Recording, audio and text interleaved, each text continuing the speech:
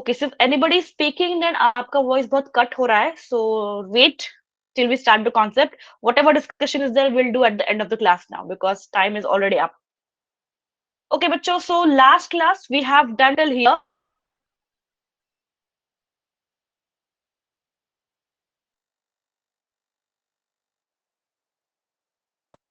इकरा भी नहीं थी शायद,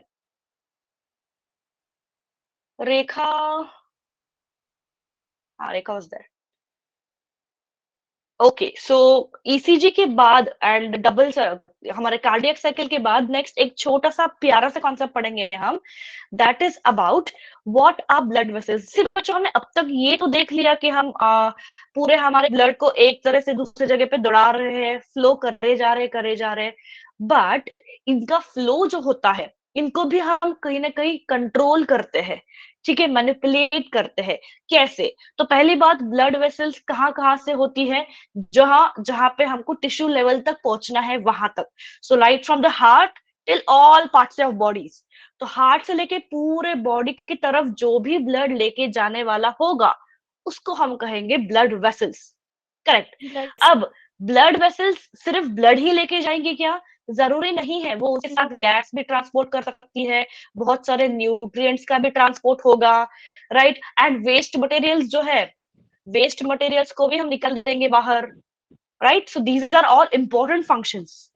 एंड इसी के साथ हम देखते हैं कि ये ब्लड वेसल्स भाई बना किससे है। अब इसके लिए भी मेरे पास आया वो वेरी नाइस कोड वर्ड। बच्चा कोई अगर बात कर रहा है तो I am not able to hear you people. Good evening Faiza. नहीं, आकृति नहीं हुआ है। शिवा क्यों हाइड करोगे बच्चा? कोई बात नहीं, मैं थोड़ी ना कुछ आपको कहने वाली, उल्टा आपको हेल्प कर दूंगी ना। सो ठीक है, आपको अगर कंफर्टेबल नहीं लगता है शिवा तो it's okay, no problem, but send कर दो, कोई प्रूफ चाहिए मुझे बस, ठीक है। Good evening ma'am. Good evening people. आप लोगों का ना वॉइस बहुत ही ब्रेक हो रहा है, लाइक मेरी तरफ से internet is very correct, but Sania जो भी बात रहे हो मुझे कुछ समझ में नहीं आ रहा है, सो प्लीज टेक्स्ट। मैम आपकी वॉइस भी कट कट के आ ओके, रही सो है। लेट्स सी कि ये ब्लड वेसल्स हमारे होते हैं मेजरली 3 टाइप के। एक तो होगा आर्टरीज, वेन्स एंड कैपिलरीज। आपने ये अब तक बहुत पढ़ लिया, आर्टरीज के बारे में सुना है, कैपिलरीज के बारे में सुना है, वेन्स के बारे में सुना है, बट पता है हमको ये तो पता है कि सारे आर्टरीज, ऑल आर्टरीज क्या करते हैं? कौन सा वाला वर्ड लेके जाएंगे बच्चों? ऑक्सीजनेटेड। ऑक्सीजनेटेड। नहीं यार, आप लोगों को सभी का वॉइस नहीं आ रहा है, ये मेरे इंटरनेट में प्रॉब्लम है क्या? Yes ma'am. यस मैम, हम नहीं मैम, सही आ रही है आपको। No, I am not able to hear. कोई और बात करो। नंदिता रुक जाओ, समवन हेलो गणेश बात करें। नहीं मैम, आपकी आवाज नहीं आ रही है। मैम क्लियर आवाज है आपकी। मैम नेटवर्क इशू है लग रहा है, क्योंकि मुझे आपकी आवाज मैम आ रही क्लियर है है। मैम। नो नो नो, किसी का भी वॉइस नहीं आ रहा मुझे। तो मैम आपके नेटवर्क में प्रॉब्लम है। अच्छा, मेरी आवाज आ रही है बट आपका मुझे आ नहीं रहा है। ओके फाइन, वेट Yes, अ ma'am. मिनट। मैम को सुनाई नहीं दे रहा, रुक जाओ।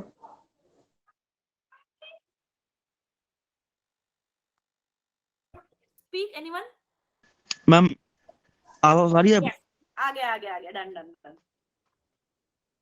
मेरे माइक्रोफोन में मैम बट आपकी स्लो हो गई। शिवा आप कुछ बोल रहे हो? स्लो हो गई मेरी आवाज? यस मैम, आप सही है। अच्छा, ओके कूल। सो अब मुझे भी आ रही है आपकी आवाज, आपको भी मेरी आवाज आ रही है, cool. So let's go forward. हाँ, oxy blood, very correct very correct. सारे आर्टरीज क्या करती है? ऑक्सीजनेटेड वाले ब्लड कैरी करेंगी, एंड सारी की सारी वेन्स डीऑक्सीजनेटेड। बट कैपिलरीज क्या कैरी करता है बच्चा? किसने सोचा? बस ये डिफ्यूजन में हेल्प करती है ना।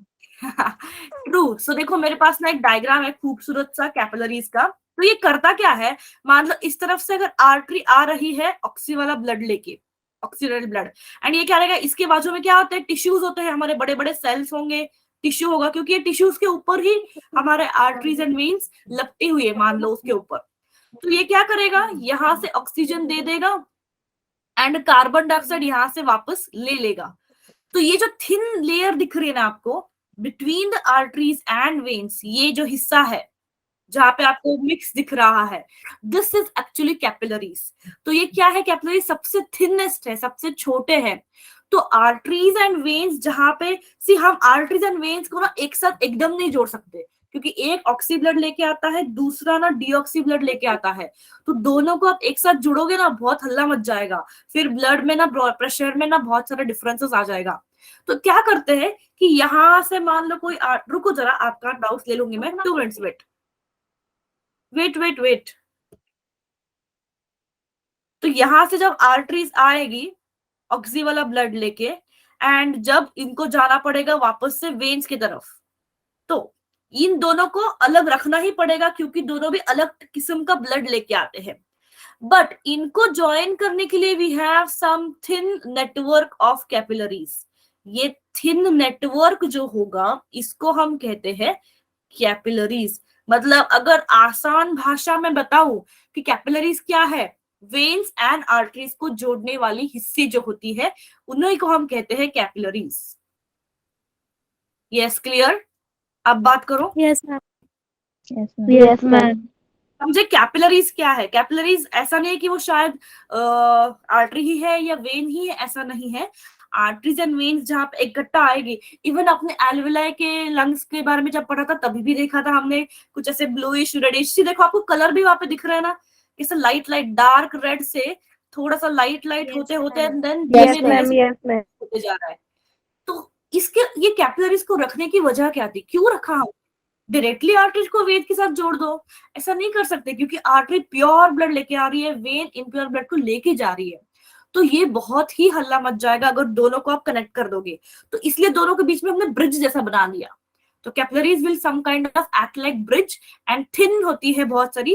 एंड ये और एक चीज क्या कर सकती है, बिकॉज ये थिन है, टिश्यूज के अंदर तक पूरे तक वो डीपली पेनिट्रेट भी आसानी से हो सकती है। जिस जगह पे आर्टरी एंड वेन नहीं पहुंच सकता ना, उस जगह पे ये कैपिलरीज जाके भी पहुंच सकती है।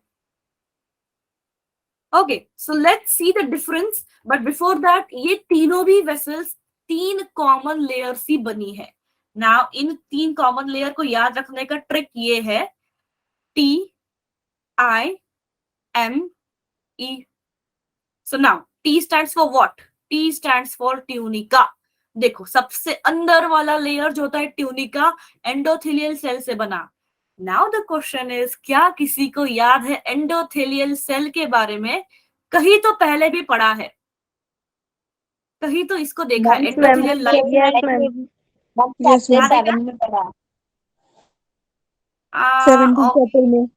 चैप्टर 7 के बाद और कहाँ पढ़ा था? कहाँ पे ma'am? Alveoli. Very good, yes, alveoli is right answer. वहां पे रिसेंट में हमने पढ़ा ना कि कैसे मेम्ब्रेन्स होते हैं, एपिथेलियम मेम्ब्रेन एल्वेलाई का, basement membrane, and then endothelial membrane हमारे कैपिलरीज का। तो यस, इनर मोस्ट लेयर जो कहलाएगा that will be tunica intima. तो देखो टाइम में भी टी के सबसे करीब कौन है? आई। तो ये क्या होगा? Tunica intima. टी के थोड़े ही दूरी पे होगा मिडिल वाला layer, that is tunica media. तो दोनों के बीच में वाला लेयर, एंड सबसे दूर जो होता है ट्यूनिका एक्सटर्ना, सबसे बाहर वाला लेयर जो होता है made up of collagen fibres. हाँ, कुछ पूछ रहे हो क्या Rajat? Raising the hands means what यार? मुझे लगता है कि कुछ पूछ रहे हो। ओके, एनीवेज, सो टाइम याद रखोगे आप। टाइम इज व्हाट कि 3 इंपॉर्टेंट लेयर्स होते हैं ब्लड वेसल्स के। यहां से ना कॉम्पिटिटिव क्वेश्चंस बन सकते हैं। तो 3 लेयर्स से बना है हमारा artery, vein and capillary. 3 vessels, 3 layer. तीनों लेयर को याद कैसे रखोगे? टाइम को याद रखो, tunica interna, then media and externa. Easy to learn है ना? Yes, layers is correct. Clear सभी को? Yes ma'am. Yes ma'am. Okay, आगे चलिए। ग्रेट। तो आगे ना यहाँ पे सिंपल सा डिफरेंस बताया गया है। डिफरेंस की क्या है आर्टरीज, वेसल्स एंड सारे के सारे कैपिलरीज में? तो आप अगर इसमें थोड़ा सा ठीक से ध्यान से देखो, मैं थोड़ा इस इमेज को बड़ा कर दे रही हूँ ताकि you can read it properly. I guess now image is bigger. तो देखो आर्टरी फंक्शन तो अभी को सभी को पता है, function is very well known कि carrying the oxy blood, but इसमें एक्सेप्शन कौन है? Anybody can tell me? सारे pulmonary artery deoxygenated blood carry करता है। Very good. Now one more request to everyone, because कुछ ही बच्चे रिस्पॉन्ड करते हैं, बाकी के नहीं करते, तो मैं जिसको पूछूंगी सिर्फ वो बात करेगा, ओके? सो दैट मुझे भी पता चले कि बाकी लोगों को थोड़ा बहुत समझा है या नहीं। नहीं समझा तो बहुत अच्छी बात है, फिर से बता दूंगी, समझा तो भी अच्छी बात है। Okay, then all veins will carry deoxy blood except pulmonary vein. Yes Sania, very correct, except the pulmonary vein. So let's write, क्योंकि पल्मोनरी वेन क्या करता है? ऑक्सी ब्लड कैरी करता है फ्रॉम लंग्स टू हार्ट, हमने ये पढ़ लिया है। I guess now it's clear also, fine. Then last में कैपिलरीज, इनमें ऐसा तो कुछ नहीं होगा कि कौन सा डीऑक्सी या ऑक्सी ब्लड लेना है, इसका कोई भी कनेक्शन नहीं है, बट सिर्फ ये क्या करेगा, जो भी आर्टरीज एंड वेन से जो भी चीजें आएगी, जो भी न्यूट्रिएंट्स गैसेस आएगा, इनको वो डिफ्यूज करेगा टिश्यू लेवल तक या सेल्स तक, ये लेके जाने का काम करेगा। देन अगर इनकी स्ट्रक्चर की बात करें, ल्यूमेन मतलब इनर मोस्ट हिस्सा जो होता है, see this is the lumen. Ma'am blank space जो होती है, हाँ, तो वो इनर मोस्ट लेयर जहां से एक्चुअल में ब्लड फ्लो होगा, उसको हम कहते हैं ल्यूमेन। तो ल्यूमेन अगर देखोगे ना, हर एक वेसल का अलग सा है। आर्टरी का छोटा है, artery little bit having small, when का थोड़ा सा बिग है या थोड़ा सा लार्ज है, या इसको मैं कहूंगी लंबा सा है थोड़ा सा, क्योंकि उसको तैयार ही उस हिसाब से किया है। एंड कैपिलरीज का तो ऑफकोर्स सबसे छोटा ही होना है। सो ल्यूमेन अगर देखोगे तो छोटा है आर्टरी में, वेन में लार्ज है, एंड सबसे छोटा होगा कैपिलरी में। इसका रीजन ये भी है ल्यूमेन को छोटा होने का, बिकॉज आर्टरीज के वॉल्स जो है ना वो थिक है। देखो कमिंग बैक टू डायग्राम, ये जो वॉल्स है this is called as muscular walls. ये कुछ मस्कुलर वॉल्स है, मसल्स की कुछ लेयर्स है। ये क्या करते हैं, आर्टरीज में क्या होता है, ऑक्सी ब्लड होता है। ऑक्सी ब्लड जब हम तेजी से पंप करते हैं ना हार्ट में, तो वहां पे ब्लड प्रेशर ज्यादा होता है कंपेयर टू वेन्स। तो क्वेश्चन अगर ऐसा कुछ आता है कि ब्लड प्रेशर किसमें ज्यादा है, तो आर्टरी में ज्यादा, क्योंकि हार्ट पंप करती है ब्लड को to all parts of the bodies. तो पंपिंग वाला ऑक्सी वाला ब्लड आर्टरीज लेके आएगी, इसलिए प्रेशर उन पे ज्यादा होगा। तो इसको हमको प्रोटेक्ट करने के लिए, जैसे अगर कोई एक मेरी पाइपलाइन है, वहां से अगर फोर्स से पानी जा रहा है, तो मैं पाइपलाइन को थोड़ा मोटा सा बनाऊंगी ताकि पानी कहीं से लीक ना हो या पाइपलाइन फट ना जाए। सेम चीज आर्टरीज को भी हमको प्रोटेक्ट करना है, गार्ड करना है। बट वेन्स की बात वो नहीं होती है, क्योंकि वेन्स क्या करेगा, टिश्यूज में से जो भी ब्लड बना है वो नॉर्मल अपने धीमे रफ्तार से चला जाएगा। तो यहाँ पे प्रेशर का इतना बर्डन नहीं है। तो यहाँ पे आप देख सकते हो ये मसल लेयर इतनी ज्यादा थिक नहीं है, जिसकी वजह से ल्यूमेन क्या हो गया, बड़ा हो गया। बट ये मसल लेयर यहाँ पे ज्यादा होने की वजह से ल्यूमेन क्या हो गया, छोटा हो गया। समझे चीज को? एंड यहाँ पे कैपिलरीज में तो मसल लेयर को हम रखेंगे ही नहीं, क्योंकि सबसे थिन होती है कैपिलरीज। तो यहाँ पे हमको सिर्फ एंडोथेलियल सेल्स का ही एक लेयर रखना है, बाकी और कोई यहाँ पे मसल लेयर एक्स्ट्रा लेयर नहीं होगा, क्योंकि इनको डीप अंदर तक टिश्यूज तक सेल तक अंदर तक पहुंचना होता है इनको। इसलिए don't leave the class. Shiba, Shafia, यार क्लास क्यों छोड़ देते हो? जस्ट मैंने कहा कि मैं पूछूंगी किसी से, तो छोड़ दिए। अच्छा शाफिया है, सॉरी शाफिया मैंने देखा नहीं, बट शिबा लेफ्ट, आकृति लेफ्ट, क्या हो रहा है? ओके हम कॉल वॉल आ रहा होगा। डर कहाँ डराती हूँ यार, मैं इतनी प्यारी सी तो हूँ, डरने वाली चीज है क्या मुझसे? इतने फ्री तो बात करती हो, और क्या डरना है? Okay so this is the same thing. ये फिर से मस्कुलर वॉल्स का प्रेजेंस होना। ल्यूमेन का फंक्शन, मानसी यहां से ब्लड फ्लो होगा।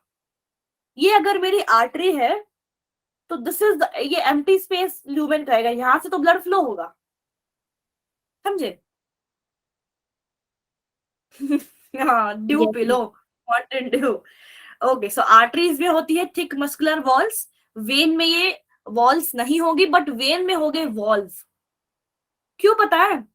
वेन एक तो पहली बात डीऑक्सी ब्लड कैरी करेगा, तो डीऑक्सी ब्लड जब एक डायरेक्शन में जा रहा है ना, मान लो अगर मेरी कोई वेन है जो इस डायरेक्शन में जा रही है ब्लड को लेके, तो जगह जगह पे हम ऐसे वॉल बना के रखेंगे ताकि ब्लड वापस से पीछे ना मुड़ सके, क्योंकि हमारे बॉडी में ग्रेविटी भी तो एक्ट करता है। तो देयर इज अ पॉसिबल कि ऊपर वाले जो वेन्स है वो फिर से नीचे भेजने लग दे, बैकफ्लो कर दे।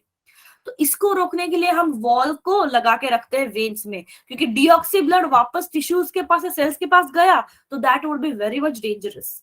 आर्टरी में जरूरत नहीं है बिकॉज ऑक्सी ब्लड है ना आर्टरी में, तो वो ज्यादा हार्मफुल नहीं है हमारे लिए। बट वेन्स का deoxy blood would be harmful अगर वो वापस से आ गए टिश्यूज या सेल्स की तरफ। इसलिए जगह जगह पे हम वॉल्स मतलब दरवाजे जैसे बना के रखे हैं, ताकि जैसे ही ब्लड आगे बढ़ते जा रहा है पीछे से हम दरवाजा को बंद कर देंगे कि वापस आने का कोई रास्ता नहीं है। एंड कैपिलरी की अगर कोई वैशिष्टता या फिर कोई कैरेक्टरिस्टिक्स बतानी है तो दे आर सेमी परमिएबल, क्योंकि ये डायरेक्टली कांटेक्ट में आती है, देखो यहाँ पे डायरेक्टली कांटेक्ट में आती है सेल्स के, तो इनका वॉल थिन होना एंड सेमी परमिएबल होना जरूरी है ताकि चीजें आराम से डिफ्यूज हो सके। Yes, if these 3 vessels are clear then हम जाएंगे डबल सर्कुलेशन की तरफ।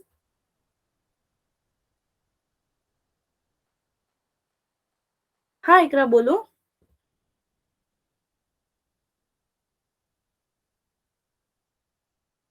हाँ इकरा, क्योंकि आप वो चीज को याद करो, मैं यही लिख देती हूँ। इकरा आप हो ना या लेफ्ट कर गए? प्लीज से yes if you are there. Ma'am है वो। अच्छा हाँ, सी हमने हार्ट जब पढ़ा था, if you remember the structure of heart, तो स्ट्रक्चर ऑफ हार्ट में ये चारों चेंबर में से जब लेफ्ट वेंट्रिकल से ब्लड जा रहा था लंग्स की तरफ, तो ये जो लेके जा रहा है लंग्स की तरफ, this was called as pulmonary artery. जो क्या कर रही थी, it was taking the deoxy वाला ब्लड लंग्स की तरफ। तो इसका नाम क्या दिया हमने, पल्मोनरी आर्टरी दिया कि नहीं? बट बाकी आर्टरी क्या कर रही है, बाकी आर्टरी ऑक्सीजनेटेड ब्लड, ये एक्सेप्शन इसको रखा। सिमिलरली जब लंग्स से प्यूरिफाई होके वापस से ये जो आएंगे ना राइट एट्रियम में जब आएंगे सारे ब्लड, जब आएगा ये ऑक्सी वाला ब्लड, तो ये लेके आने वाला जो वेसल होगा it is called as pulmonary vessel, veins. तो पल्मोनरी वेन्स, नाम तो वेन है बट काम ऑक्सी वाला कर रहा है।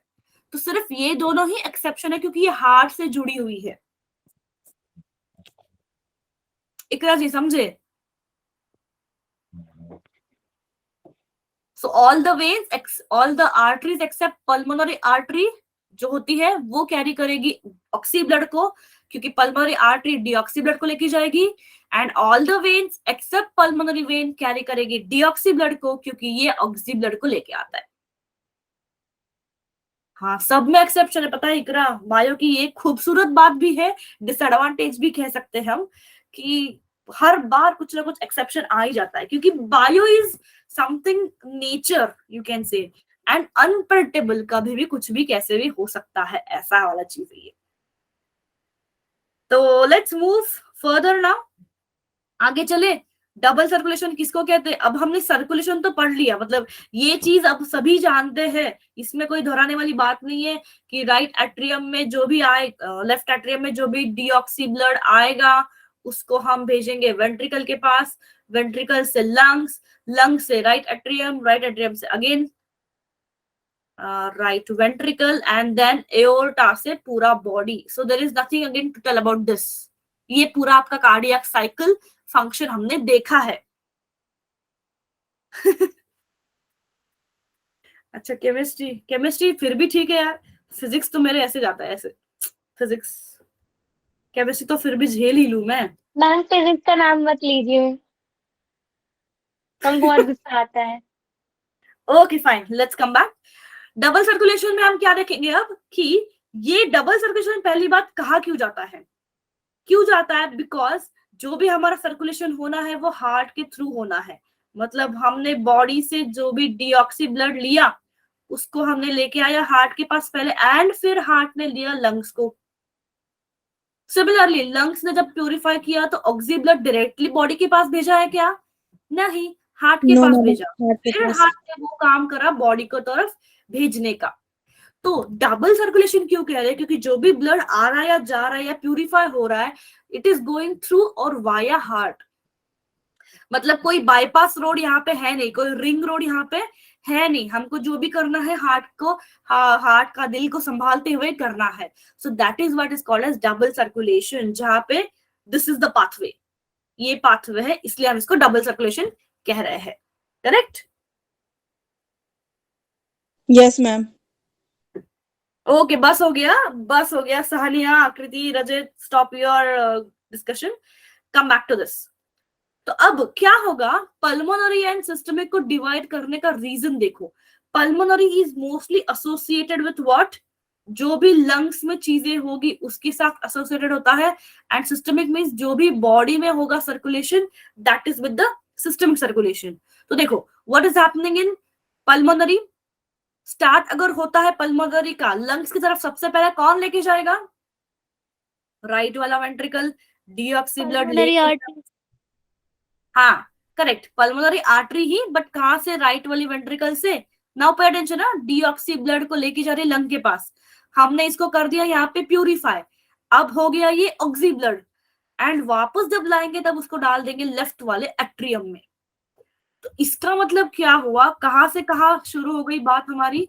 Starting from your, if I say starting from your Right ventricle Left to left ventricle. atrium. Right ventricle. Right ventricle से हम चल दिए पल्मोनरी आर्टरी के थ्रू, पल्मोनरी आर्टरी की मदद से हम चल दिए किसके पास? लंग्स के पास। किसको लेके? डीऑक्सी वाले ब्लड को लेके। सही बात, लंग्स ने कर लिया प्यूरिफाई, मतलब अब ये हो गया ऑक्सी ब्लड, एंड वापस जब आएगा तब आएगा थ्रू पल्मोनरी वेन। कहाँ आया? हार्ट के लेफ्ट Left atrium. Auricle में. हाँ सही बात। तो ये पूरा जो साइकिल चलेगा, this would be called as pulmonary circulation. Clear ये वाला पाथवे? क्लियर सभी को? Yes, ma'am. Everyone? Yes, ma'am. Yes, Madam. Clear. Manju? Okay okay fine. बाकी लोग? अच्छा छोड़ गए क्या? मोहित, शिबा, बाकी लोग छोड़ गए? Clear. Okay fine fine. Then second half कौन बताएगा? अब ना मुझे बाकी लोग शांत हो जाओ। Somebody who does not respond, ऐसा कोई है? मोहित बार बार ज्वाइन कर रहे हो, लिव कर रहे हो, क्या हो गया बच्चा जी? Network say, ma'am. Okay, Sarita will respond, then Sneha and Surabhi. क्या बताओगे आप मुझे कि हमारी ये कहां से शुरू होती है? सिस्टमिक वाली, मतलब लेफ्ट एट्रिया से छोड़ा है तो सिस्टमिक हमको लेफ्ट एट्रिया से ही स्टार्ट करना पड़ेगा। लेफ्ट एट्रिया से अब क्या होगा? मैम लेफ्ट वेंट्रिकल से ओटा में। हाँ बट कौन सा वाला blood? Oxy blood. Oxy blood जा रहा है लेफ्ट वेंट्रिकल में, Ventricle. लेफ्ट वेंट्रिकल से आगे ओटा में। स्नेहा यादव, सुरभि जी बता तो दो एक बार आंसर, आपकी आवाज तो सुने दो, मुझे पता तो चले कि मेरे बच्चे की आवाज कैसी है। ओके सो एयरटा से देन बॉडी पार्ट्स में। Body parts. अब बॉडी से जो डीऑक्सी ब्लड निकला उसको हम कहाँ लेके जाएंगे? Vena cava के राइट पास. आर्ट्रियम में। वीना कावा से राइट आर्ट्रियम में। From vena cava to the Great Right vein atrium. से. एट्रिया। ट्रू, मतलब ये फिर से हमारी यहीं पे कनेक्ट हो गई। राइट एट्रिया से फिर से हम दे देंगे राइट वेंट्रिकल के पास, है ना? मैम ये सिस्टमैटिक हो गया। Yes, ma'am. would be called as systemic circulation, systematic नहीं। ओके हो जाता है, कोई बात नहीं। Systemic circulation. तो इसमें याद रखने वाली सिर्फ चीज क्या है कि कौन से चीजें इन्वॉल्व है। इसमें इन्वॉल्व है right ventricle and left atria, इसमें इन्वॉल्व है left ventricle and right atria. तो ये जो दिखाया है ना डायग्राम, ये वही चीज का दिखाया है, कैसे हमारा राइट वेंट्रिकल से left atrium and then left ventricle से body back to the right atrium. तो आपको ये थोड़ा सा कार्डियक साइकिल अगर क्लियर है ना, तो डबल सर्कुलेशन तो यूं समझ में आ जाएगा। यहाँ पे तो कोई फिर है ही नहीं कुछ दिक्कत। कौन लिफ्ट कर गया फिर Yes, से? ma'am. यस मैम क्लियर है। So now this is picture clear double circulation का. Yes Yes, ma'am. ma'am. Yes. Yes, ma'am. This is the same thing. Yes, देखो yes. यहाँ पे इन्होंने लगा के रखा है आर्टरी को, जो होता है ऑक्सी वाला ब्लड जा लेके जाएगा, एंड वेन्स. आपको और एक चीज यहाँ पे ऑब्जर्व हो रही है क्या किसी को? क्या मैम? देखो Ma'am, you are right. Artery के जो बाजू के मसल्स है they are thick, see, and veins को ऑब्जर्व करो, ये थिन है, Ma'am, red है ना? जिसके वजह से ये लूमेन यहाँ पे बड़ा है एंड ये लूमेन यहाँ पे छोटा है. मैं हटा देती हूँ, मेरे जो इरेज कर दूंगी मैं तो आपको दिख जाएगा. देखो आर्टरी एंड वेन का ल्यूमेन देखो, आर्टरी का कैसा ग्रीन, ब्लैक एंड येलो तीन तीन लेयर से बना है. Yes ma'am, yes ma'am. Thick बड़ा है, Yes, ma'am. जिसके वजह से ल्यूमेन छोटा है. एंड इसके वजह से छोटे, जब नैरो चीजों से जब किसी चीज को हम पास करेंगे ना, बहुत तेजी से पास होगा, इसलिए प्रेशर बढ़ेगा वहां पे. ओके क्योंकि सोचो ना, अगर मेरा ये ल्यूमेन है एंड यहाँ से अगर मैं ये पेन को अगर डालने की कोशिश करूंगी तो I will press it more, क्योंकि एक तो ल्यूमेन छोटा है, उसको मैं और प्रेस करके करके डाल रही हूँ, तो प्रेशर एक्सर्ट कर रही हूँ. But if my lumen is open, सीधे से चला गया. You don't have to put a pressure. समझ गए? Yes ma'am. Yes, ma'am. Okay so there is one more point, actually आपके बुक में भी है बट मेनी टाइम्स इसको ओवरलुक कर जाते हैं. बट यहाँ से मल्टीपल चॉइस क्वेश्चंस ना बहुत बार बने हैं. क्या है वो चीज? सिस्टम में है जो कटिया hepatic portal system. Hepatic portal system. Hepatic term का मतलब होता है समथिंग जो एसोसिएटेड है लिवर के से साथ. रिलेटेड। जैसे हमने पल्मोनरी कहा लंग्स के लिए, कार्डियक कहा हार्ट के लिए. यस, वैसे ही हिपैटिक टर्म जो होता है, hepatic cells, hepatocyte, hepatic is used with liver. People mute yourself. Disturbance आ रहा है, क्या हो गया? म्यूट करो सरिया, म्यूट करो. ओके सो अब समझो ये करता क्या है. हिपैटिक पोर्टल के जो भी HPS हिपैटिक पोर्टल सिस्टम से जो भी वेन निकलती है, ये क्या करेगी, ये डीऑक्सी ब्लड को कैरी कर जाएगी टू द लिवर. मतलब फ्रॉम इंटेस्टाइन ये जाएगा पहले लिवर के पास, एंड लिवर से फिर ये जाएगा नॉर्मल वेना केवा, मतलब जो सिस्टमिक सर्कुलेशन है उसमें. ऐसा क्यों? क्योंकि बॉडी में अगर देखो, अगर इस तरफ मेरा स्टमक है, स्टमक के ही नीचे आ जाता है मेरे intestine. So this is intestine, but stomach के कुछ इस तरफ होता है liver. This would be liver. So हमारे जो ब्लड कैपिलरीज हैं या आर्टरीज एंड वेन्स है ना, ये सारे ऑर्गन्स पे लिपटी होती है. ओके ऐसा नहीं कि यहाँ पे है तो वहां पे नहीं है. So blood system is everywhere, circulation system is everywhere. But जब हम ब्लड यहाँ से एक तरफ से जब लेके आते हैं ऑक्सी वाला ब्लड, उसको हम सीधे से सप्लाई तो कर देंगे, बट जब लेके जाने की बात आएगी ना, तब क्या होगा, इंटेस्टाइन वाले जो भी वेन्स है, इंटेस्टाइन वाले वेन्स पहले लिवर की तरफ जाएंगे एंड लिवर से फिर वो डायरेक्टली कनेक्ट हो जाएगा हमारे वेना केवा को. तो इसको हाईलाइट करने की जरूरत इसलिए पड़ी क्योंकि बहुत बार डाइजेस्टिव सिस्टम से रिलेटेड यहाँ से क्वेश्चन बनने लगते थे. तो इसलिए हमको इसको क्या करना पड़ा कि एक यूनिक वास्कुलर कनेक्शन है जिसमें क्या होता है, डाइजेस्टिव ट्रैक्ट और लिवर में, लीवर डाइजेस्टिव सिस्टम का अहम हिस्सा आ जाता है कहीं ना कहीं. करेक्ट? तो लीवर में जो बाइल पिगमेंट, अब आप डाइजेशन पढ़ा नहीं है but will see that. So liver का पिगमेंट्स का एग्जाम्पल या फंक्शन होता है to help break down the fats. Fats को ब्रेक डाउन करने में ये लीवर एक्चुअली काम करेगा. तो होता क्या है, स्टमक से हमने सारा का सारा ऑक्सी ब्लड सप्लाई कर दिया, बट जब वापस जाने की बारी आएगी तो डाइजेस्टिव ट्रैक्ट से, मतलब स्टमक एंड इंटेस्टाइन से जो भी वेन्स निकलेंगी ना, वो वेन्स पहले जाएगी लीवर को एक चक्कर मार के, and then it will go to vena cava. So hepatic portal vein carries the blood from intestine to liver before it is delivered into the systemic circulation. इसका रीजन ये एक भी है और एक भी है क्योंकि मेनी टाइम्स जो भी हमारे लिम्फ होते हैं, लिम्फ मतलब क्या, अब लिम्फ हमने पढ़ा है, फ्लूइड। हाँ, ये fluid ना बहुत बार जब भी आप खाते हो, डाइजेस्ट करते हो, देयर इज अ पॉसिबिलिटी आप कुछ ऐसा वेस्ट हार्मफुल डाइजेस्ट कर जाओ, तो इसको हमको निकालना पड़ेगा बॉडी से. तो लिवर उसमें मदद करेगा। डिटॉक्सिफिकेशन में ये लिवर मदद करता है। कोई ड्रग, कोई आप कंजम्पशन, अल्कोहल कंजम्पशन होता है, कोई टैबलेट्स मेडिसिन लेते हो, तो anything which is not good और harmful for your body, veins के द्वारा हम उसको निकाल देंगे एंड प्यूरिफाई करने के लिए भेजेंगे। इसलिए लिवर के थ्रू जाना जरूरी है, क्योंकि डिटॉक्सिफाई करने में लिवर मदद करेगा। मैम समझे रीजन? हाँ मैम, ये थोड़ा शॉर्ट में बता दो क्योंकि आपकी वॉइस बीच बीच में कट गई थी। ओके। HPS मैम नेट बहुत मर के चल HPS stands for hepatic portal system। hepatic portal system मतलब ऐसे वेन्स है जो क्या करती है, it will go from intestine to liver and फिर लिवर से वो जाएगी वेना केवा के पास। Systemic circulation means vena cava ही है जो सिस्टमिक सर्कुलेशन का हिस्सा है। तो ये वेन्स जो निकल रही है कहां से, ये निकल रही है हमारे डाइजेस्टिव सिस्टम से। ये निकलती है कहां से, डाइजेस्टिव सिस्टम। तो इंटेस्टाइन भी डाइजेस्टिव सिस्टम ही है ना। चलो मैं इसको वापस से लिख देती हूँ। इंटेस्टाइन डाइजेशन में ही आता है, मे बी आपने अब आपको पढ़ा नहीं है, again it's a problem now.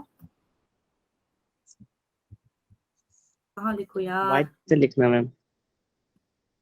Right से लिखूं? New page. ये न्यू पेज इंसर्ट क्यों नहीं हो रहा है? इंसर्ट किया है मैंने बच्चा, दिख नहीं रहा है ये। मैम तब खत्म हो गए पेजेस। रुको रुको, हाँ ओके, तो come back. Suppose this is my stomach. Ma'am white से। क्या हो गया? मैम व्हाइट पेन से व्हाइट लिखो। से लिखो, मैम दिखता या है। तो ना व्हाइट पेज पे ब्लैक White से लिखो या color तो यहाँ ब्लैक पे पेज पे available व्हाइट नहीं से। यहाँ पे ना व्हाइट कलर मेरे पास अवेलेबल है नहीं, ये दिख नहीं रहा है। ब्लैक एंड व्हाइट का कॉम्बो अच्छा रहता है। True, but I don't have available. Then यहाँ पे होता है लिवर। तो यहाँ से ये पूरे सिस्टम से जो वेन्स निकलती है, ये वेन्स कहां से जाएंगी, it will travel from liver to the vena cava. ऐसा क्यों किया? तो ये जो वेन्स यहां से यहां पे जाती है, इन सारे वेन्स को एक साथ कहते हैं हिपैटिक पोर्टल सिस्टम। कहां से कहां तक vein? From the digestive system to the liver till the vena cava. ये सारे वेन्स को हेपाटिक पोर्टल सिस्टम क्यों कहा? क्योंकि ये क्या कर रही है, डाइजेस्टिव सिस्टम से जो भी ब्लड आएगा वो वेन्स ये वाली कैरी करेगी और पहले लेके जाएगी लीवर के पास। तो digestive system will include everything, stomach, intestine, दो ही चीज तो आएगी वैसे। तो इनकी तरफ से पहले वेन्स जाएंगी लीवर के पास एंड लीवर से फिर जाएगा वेना केवा के पास, मतलब सिस्टमिक सर्कुलेशन में एंटर कर जाएगा। तो रीजन मैंने इसका क्या बताया, बिकॉज जो हमारा लीवर है वो डिटॉक्सिफिकेशन में इन्वॉल्व होता है। तो जब आप कुछ खाना पीना खाओगे ना, सड़क पे कुछ दिख गया, 1 रुपए का आइसक्रीम खा लिया, गोलगप्पे खा लिया, कुछ भी खा लेते हो ना आजकल, तो वो जो खा पी लोगे उसको आपको डिटॉक्सिफाई भी करना पड़ेगा। तो लीवर मदद करेगा, इसलिए हमको लीवर से थोड़ा सा गुजर के जाना है। ऐसा कहते नहीं कि हम कि भाई जाते जाते थोड़ा 2 मिनट चक्कर मार के चले जाओ, वैसे ही कि जाते जाते हमको लीवर को थोड़ा हाय बाय बोल के जाना है। जो भी गलत चीज आ गया हो उसको हमको डिटॉक्सिफाई करना है। डिटॉक्सिफाई मतलब क्या, हार्मफुल सब्सटेंस को निकालना, और कुछ नहीं। क्लियर अब ये Saniya ji? Who had asked? Yes ma'am. Yes ma'am clear. ये क्या चल रहा है? मैं चैट यस बंद कर दूं मैम क्या? क्लियर।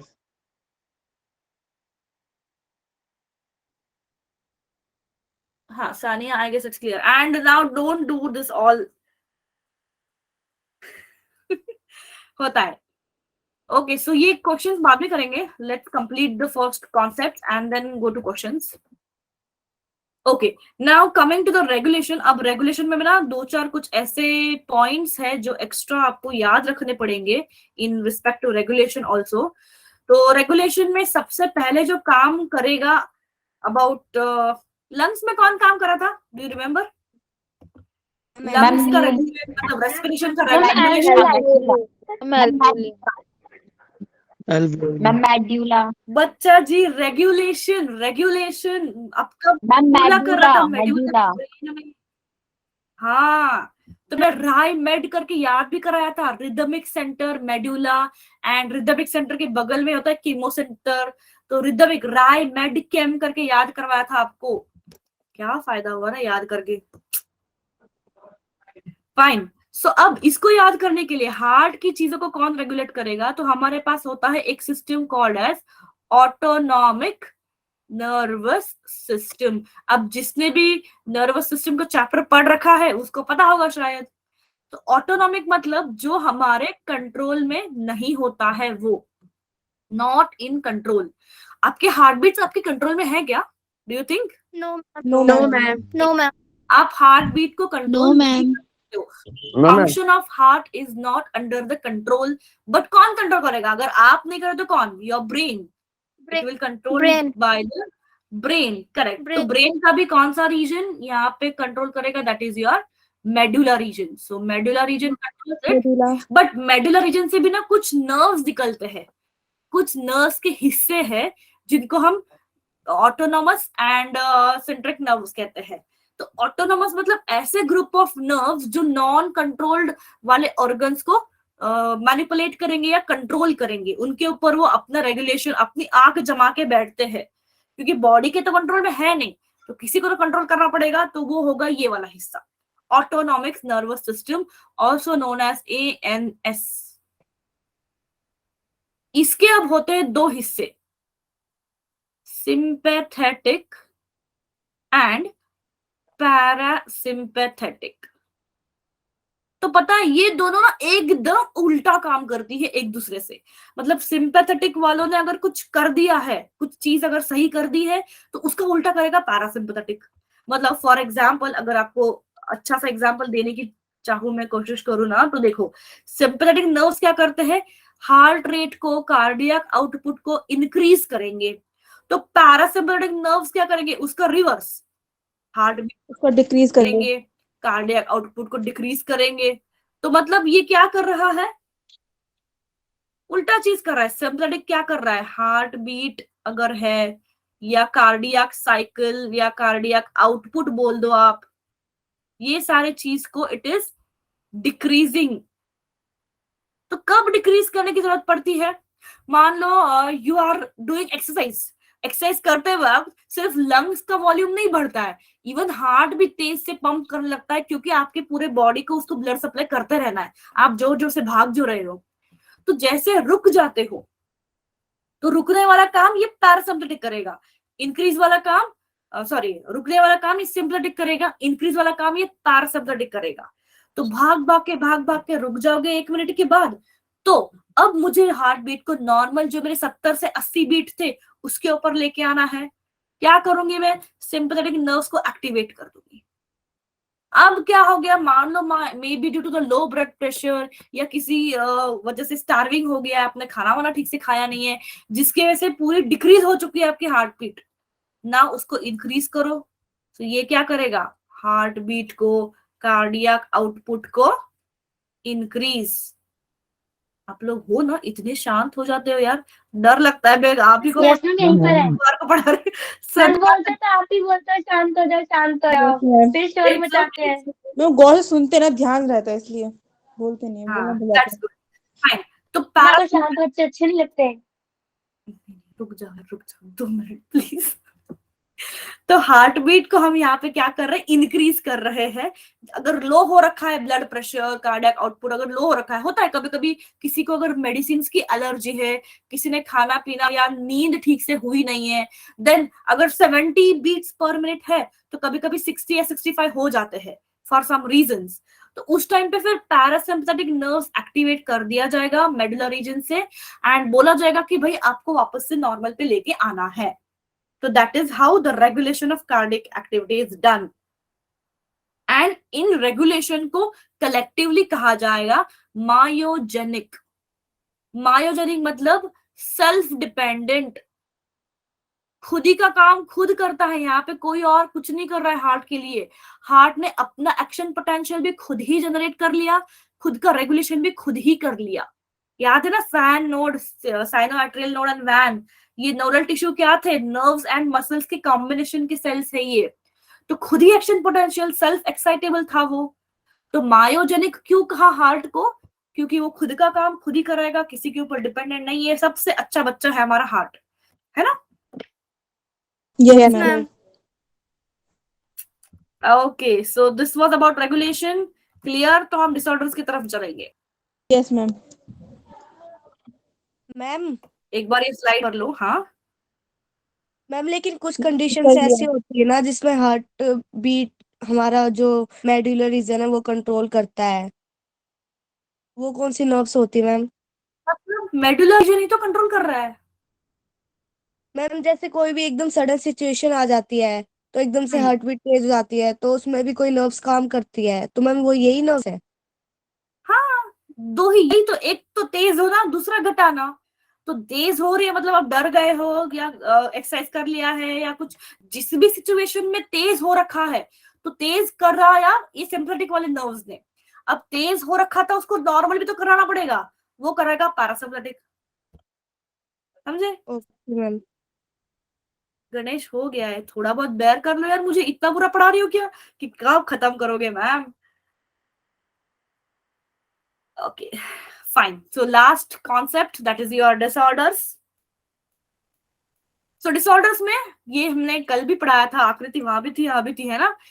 So disorders में let's understand first of all कि हमारा जो normal blood pressure होता है, अब आपने पढ़ भी चुका है अब तक। What is the normal blood pressure counted as?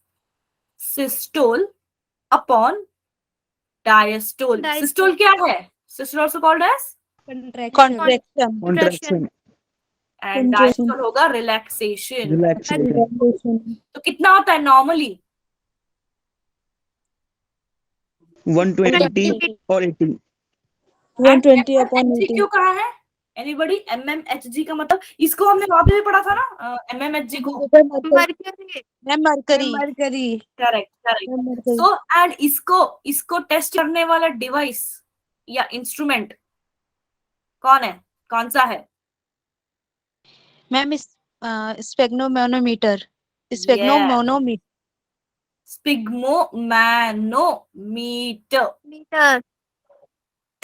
Okay, and breathing में कौन सा था? कुछ ऐसा ही नाम था उसका भी, स्पाइरोमीटर था ब्रीदिंग में। गणेश ये क्या है? ये कौन सी भाषा है भाई? मुझे कैसे समझेगा what are you telling? Okay, so same thing, let's see कि अगर ये ब्लड प्रेशर में कुछ गड़बड़ हो रही है तो क्या होने वाला है।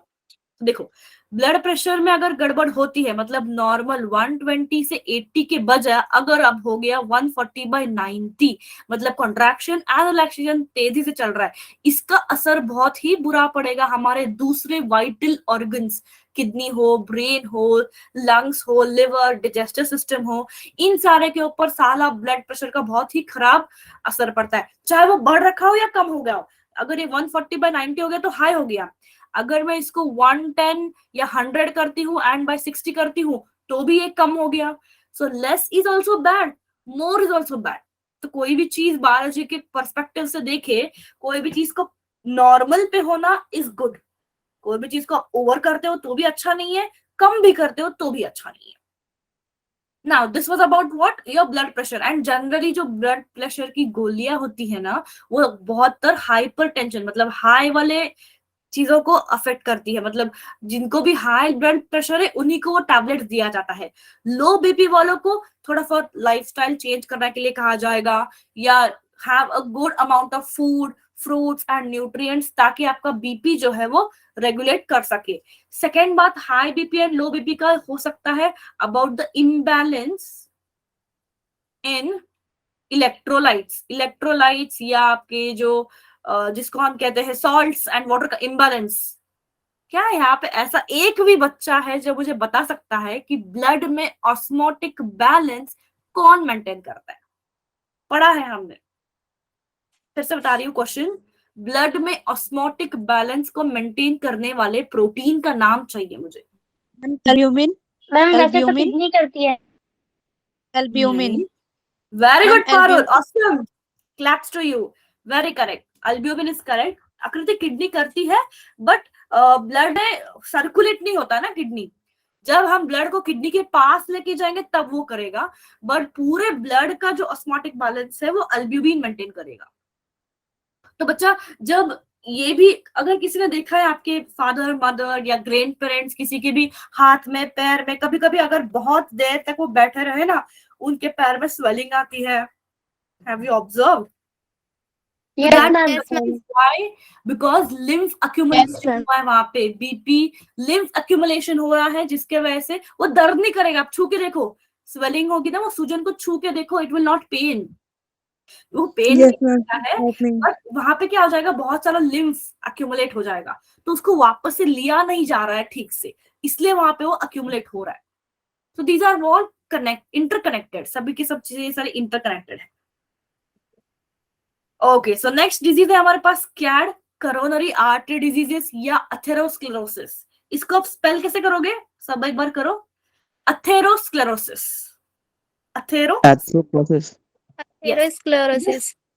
अथेरोस्क्लेरोसिस मतलब एथेरो मतलब आर्टरी, हाँ, स्क्लेरोसिस मतलब अगर मेरी आर्टरीज के बीच में गड़बड़ हो गई, क्यों हो गई, क्योंकि आपने पिज्जा बर्गर खा लिया एंड यहाँ पे हमने फैट्स एंड कोलेस्ट्रॉल को कर दिया डिपॉजिट। इससे क्या होगा, जो यहाँ से ब्लड फ्लो हो रहा है उसको ब्लॉक हो जाती है, ब्लॉकेज होने लग गया। तो ब्लॉकेज की वजह से आर्टरीज का फंक्शन जो है ठीक से ब्लड को सप्लाई करना वो नहीं होगा। देखो, कैल्शियम, फैट, कोलेस्ट्रॉल, मतलब कैल्शियम का भी ज्यादा होना बुरी बात है, स्टोन्स भी बन सकते हैं। क्या लॉस ऑफ इलास्टिसिटी, हाँ, प्लास्टिसिटी भी कम हो जाती है, ट्रू। सो इन सारों चीजों से वैसे हमने ल्यूमेन को क्या कर दिया, थोड़ा सा नैरो। तो एक तो आर्टरी की ल्यूमेन वैसे भी नैरो ही है, बिकॉज थिक मसल्स लेयर हमने सराउंडिंग में लगा रखे हैं, और आप कोलेस्ट्रॉल की वजह से क्या हो जाएगा, और नैरो कर जा रहे हो यार। उससे ब्लड में कितना सारा डिफिकल्टी आएगा यहाँ से वहां जाने के लिए। इसका सीधा असर पड़ेगा आपके हार्ट के ऊपर। कैसे पता है, क्योंकि ये मेरा अगर हार्ट है एंड यहाँ से मेरी सारी आर्टरियाज निकल रही है, पूरे बॉडी की तरफ जा रही है, बट मान लो यहाँ से जो भी आर्टरी जा रही थी इसके बीच में आ गया ब्लॉकेज। इसको मैं लिख के बताती हूँ, क्योंकि ना यहाँ पे बहुत इंपॉर्टेंट कॉन्सेप्ट आएगा अगेन। तो डे टू डे लाइफ में भी आप देखते हो, किसी के बारे में सुनते हो, मूवीज में वगैरह में भी देखते हो। तो अगर ये मेरा हार्ट है, हार्ट से जो भी आर्टरीज निकल रही है, ठीक है, आगे जाके मान लो कहीं भी ये वाला अगर हिस्सा है जहां पे थोड़ा सा अगर ब्लॉक हो रखा है, तो यहां से जितना ब्लड फ्लो होना चाहिए वो हो नहीं रहा है। तो ये क्या करेगा, पीछे वाले आर्टरीज के ब्लड को रोक के रखेगा, it will start stopping, and सीधा असर पड़ गया हार्ट के ऊपर। ये जैसा है कि यहाँ से गुजरना था, बट ब्लॉकेज की वजह से धीरे हो गई रफ्तार, मेरी स्पीड धीरे हो गई, तो पीछे वाले सारी चीजें रुक गई ना, तो सीधा पीछे पीछे पीछे पीछे जाओगे, कहाँ तक, हार्ट तक जाओगे। तो that will cause you now trouble in your heart pumping. रुक जाओ यार, आकृति and Ganesh please stop it. Ma'am इसके भी दो टाइप्स होते हैं ना, एवी ब्लॉक और bundle branch block, heart block के। हाँ, मैम बट हार्ट वो ब्लॉक अभी के नहीं पढ़ना, अभी नहीं पढ़ना, नॉट नेसेसरी आकृति। हम लोग सर्जरी वर्जरी में नहीं जा रहे ना, तो नॉट नेसेसरी। एंड मुझे पता है बहुत लोग ना इसके ऊपर रुके हो कि मैम अनाउंसमेंट कब करेगी। करूंगी मैं, मुझे याद है, मैं अपना वादा नहीं भूली। Okay fine. सो ये ब्लॉकेज क्या करेगा, ये हार्ट के ऊपर बहुत ही बुरा असर डालने वाला है।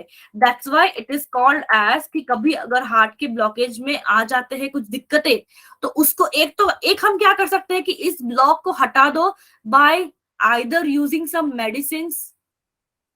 अगर इजी है, ज्यादा हाई लेवल ब्लॉकेज नहीं, डिपेंड करता है, 40% ब्लॉक है, 50% ब्लॉक है, 60% है, 90% है या 100% है, डिपेंड कि पूरी की पूरी आर्टरी नहीं, आर्टरी का कुछ इतना ही हिस्सा फुल ब्लॉक्ड है। तो फुल अगर ब्लॉक हो गया तो सोचो ये पूरा रिवर्स जाने लग जाएगा, heart attack. Now you will start feeling the pain in your heart. इसको हम कहते हैं कि heart attack because of the arteries में ब्लॉकेज। तो अगर 100% ब्लॉक है ना बच्चों, तो यहाँ पे डाला जाता है स्टंट।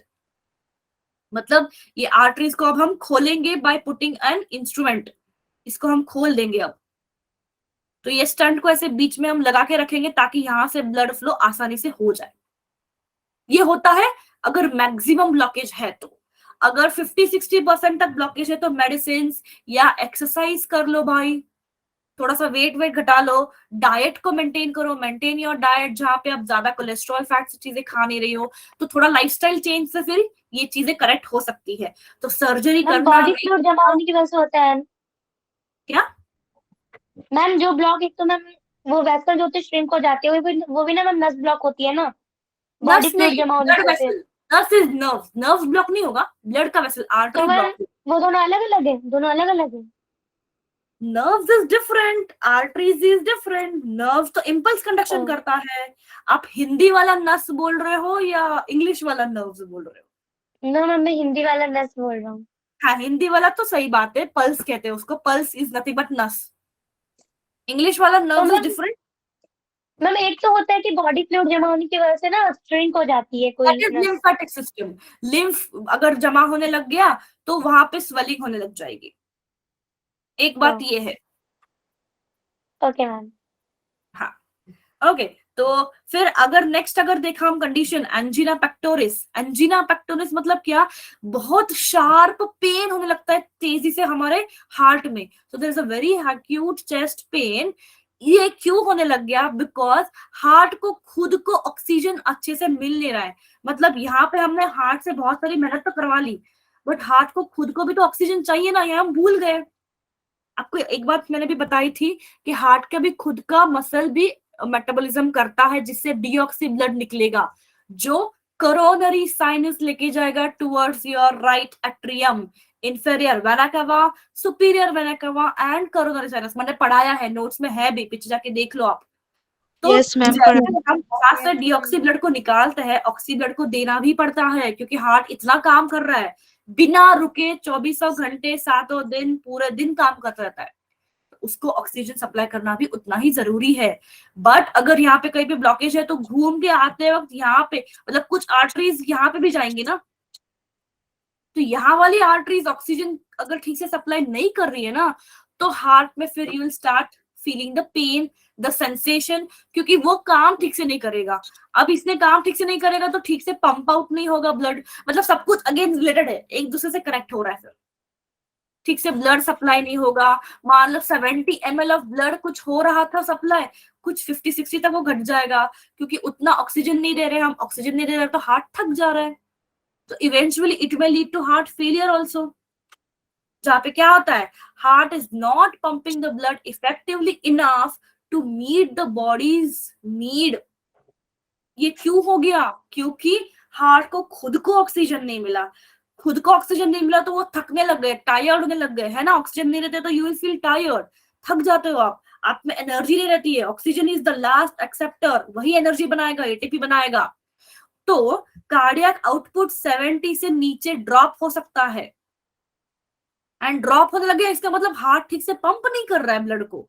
70 ml निकालना था स्ट्रोक वॉल्यूम, उतना निकाल नहीं रहा है। So now you will say कि अब कंडीशन क्या हो गई, हार्ट फेलियर।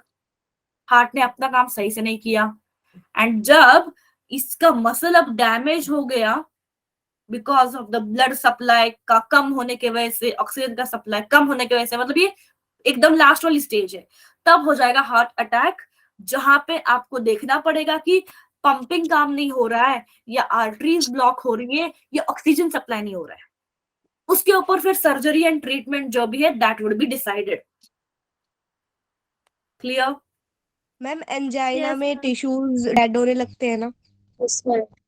हाँ, क्योंकि ये 70 ml से नीचे ड्रॉप हो गया ना, तो पूरे बॉडीज को भी ठीक से सप्लाई हो रहा है ना। 70 ml अगर पर मिनट सप्लाई होना था ब्लड को पर मिनट में, अगर पर मिनट में ये 50 या 60 ही निकालेगा, तो इवेंचुअली ये धीरे धीरे बात है, दिस विल हैपन स्लोली।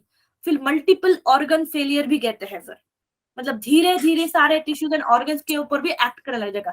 इसलिए हार्ट से रिलेटेड कंडीशन जो होती है ना, उसको क्विकली रेक्टिफाई करना, डायग्नोज करके ट्रीटमेंट लेना बहुत ज्यादा जरूरी हो जाता है।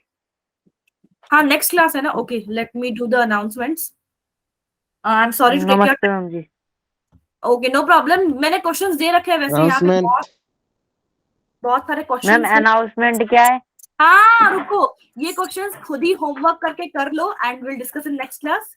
अनाउंसमेंट ये है कि आपका सैटरडे को एक रिवीजन करके क्लास रखा गया है, not only this batch but all the batches, जो भी अवंती के क्लासेस है सभी के बैचेस के लिए on the Saturday revision of physics, chemistry, maths, bio बताया जाएगा। 10:30 बजे सुबह क्लास स्टार्ट हो जाएगी सैटरडे को। ये रिवीजन किसका होगा? जो संडे को टेस्ट है ना, उसी का रिवीजन होने वाला है सैटरडे। तो डेढ़ घंटे का ओके मैम। होगा स्लॉट। आपको फिजिक्स के टीचर भी बोल देंगे, वैसे हर एक टीचर अपने अपने क्लास में अनाउंस कर ही रहा है। मैम तो मैथ you will का तो have- हो भी गया। अच्छा, अच्छी बात है। फिर बायो का होने आप भी वाला है रिवीजन कल। कराओगे? 3 बायो बजे का से था होगा मैथ का।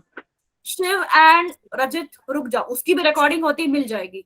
3:30 से 5 बजे होगा कल क्लास। एंड मर्ज क्लास है ये, सारे बच्चे मर्ज होके आ रहे हैं। तो डोंट एक्सपेक्ट कि सिर्फ आप ही होंगे, बहुत सारे बच्चे होने वाले। सो मेक श्योर कि मेरा बैच ना छूटे, मैम रिवाइज आपकी क्लास कब होगी? क्या मैम आपकी Restriction कितने को बजे क्या होगी? divide किया जाएगा? नहीं, नॉट श्योर कि मैं ही लूंगी, डिवाइड कर रहे हैं हमारे टीचर्स में, बैचेस को डिवाइड कर रहे हैं। तो लेट्स सी, मैं या मेरे साथ और भी एक टीचर है, तो 2 टीचर क्लासेस करेंगे, दोनों में से कोई भी एक बैच को आप ज्वाइन कर सकते हो। लिंक्स प्रोवाइड कर दिया जाएगा, टाइमिंग्स बताया जाएगा डायरेक्टली आपके ग्रुप में। But this is for you people, ताकि ma'am. संडे वाला टेस्ट अच्छा जाए। So don't miss. मैं नहीं चाहती कि कोई भी बच्चा इसको मिस करे, फिर मुझे बहाने नहीं चाहिए कि मैम हमने सेट अच्छा नहीं किया, टेस्ट ये वो। No, nothing. And this time screenshot लेके रखो, मुझे प्रूफ चाहिए ताकि मैं बाकी मैनेजर्स को बता सकूं कि हमारे बच्चों ने टेस्ट लिया है। Fine, now you can go. Okay bye bye. Yes ma'am. You ma'am can आपकी अटेंड क्लास कितने बजे होगी? Bye ma'am. 3:30। Bye ma'am, sayonara। कल बाकी के कोई भी नॉर्मल क्लास नहीं हो रही है। No normal Bye, class ma'am. Tomorrow, only revision classes. Yes ma'am. Okay ma'am, bye ma'am.